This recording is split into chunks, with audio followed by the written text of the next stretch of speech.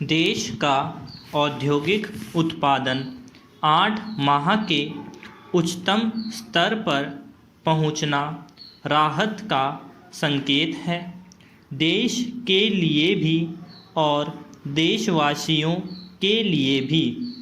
Corona महामारी के चलते समूची दुनिया के साथ भारत भी एक बुरे दौर से गुजरा है।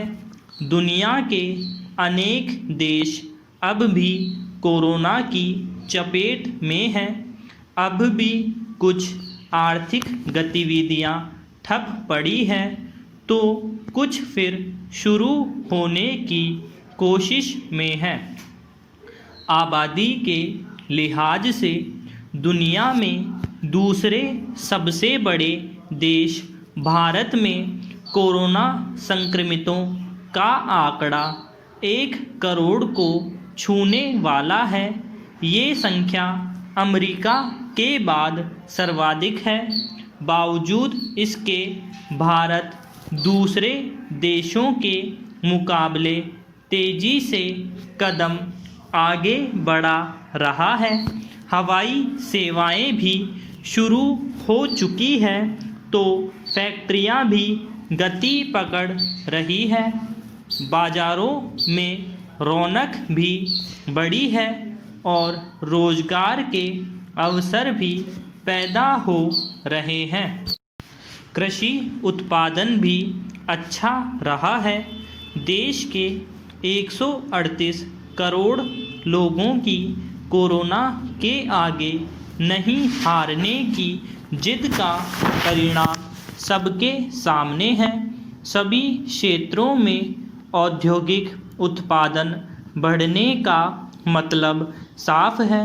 पटरी से उतरी अर्थव्यवस्था फिर सामान्य हो रही है।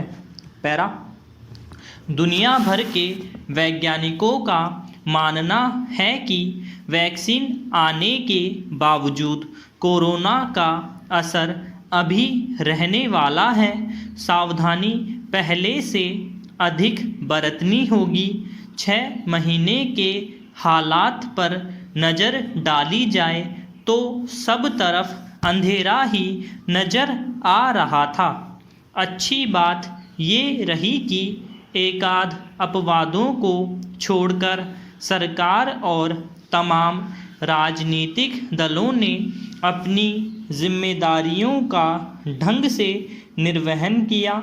सरकार ने उद्योगों और कामगारों को अनेक तरह की रियायत दी ताकि वे अपने पैरों पर फिर खड़ा होने का साहस दिखा सकें। ये इसी का परिणाम है कि 2 महीने का लॉकडाउन देखने के बाद एक बार फिर देश में आर्थिक गतिविधियां आगे बढ़ती नज़र आ रही हैं।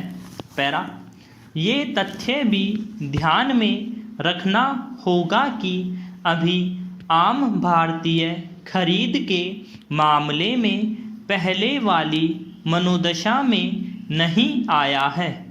गैर ज़रूरी चीज़ों की खरीद अभी उसकी प्राथमिकता भी नहीं है। ऐसे में औद्योगिक उत्पादन के पहले वाले स्तर तक पहुँचने में समय लगना स्वाभाविक है। औद्योगिक उत्पादन बढ़ने के साथ साथ सरकार को देशी स्टार्टअप को गति देने पर भी जोर देना चाहिए। कोरोना महामारी ने दुनिया को बदल दिया है। खान पान, रहन सहन और दिनचर्या भी बदल गई है। ऐसे में दैनिक उपयोग की ज़रूरतें भी बदल रही हैं। सरकार और उद्योगपतियों को इन बदलावों को भी समझना होगा।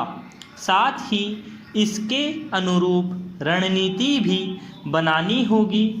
अर्थव्यवस्था की सेहत सुधारने के लिए सरकार को आर्थिक विशेषज्ञों के साथ साथ राजनीतिक दलों को भी विश्वास में लेना होगा। यह भी मानकर चलना चाहिए कि कोरोना का संकट अभी कम हुआ है, खत्म नहीं।